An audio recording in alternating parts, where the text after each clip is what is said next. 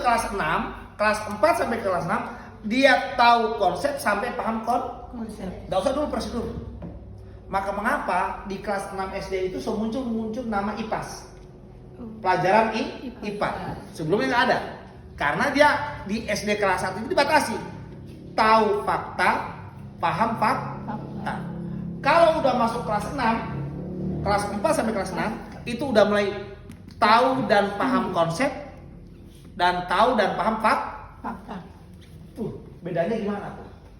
SMP masuk lagi ke prosedur. Coba lihat di KI 1, KI 2, KI 3. Itu ada dimensi pengetahuannya. Maka Bapak Ibu itu untuk memproses pengetahuan pada anak kelas dimensi D ini, kan kita harus apa?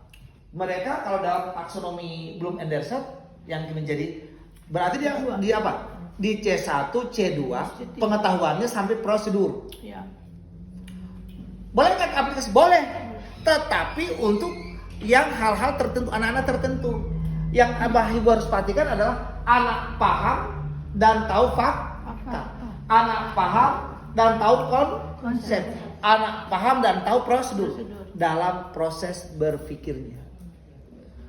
Sehingga kalau saya ngajar, tadi apa? Ngajar pengukuran. Oke. Ngajar pengukuran nih.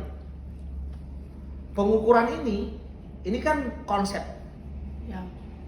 dalam SMP dimensi D, kan begitu ya? Tetapi ingat, ini konsep harus saya tahu dulu pengetahuan faktanya. Tahu nggak secara fakta di apa arti pengukuran? Paham ini? Kan pengukuran ini abstrak nih, konsep.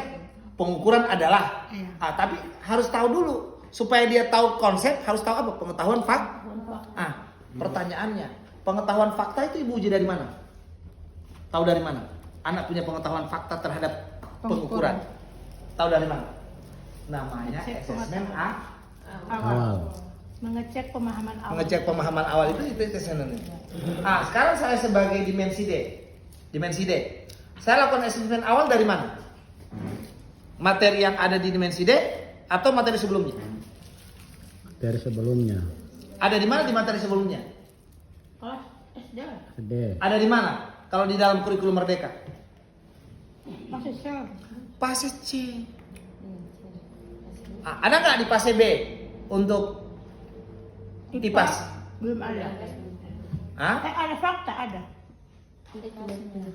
Itu disuruh lihat dia pakai lantobu. Ada tidak. Berarti beda.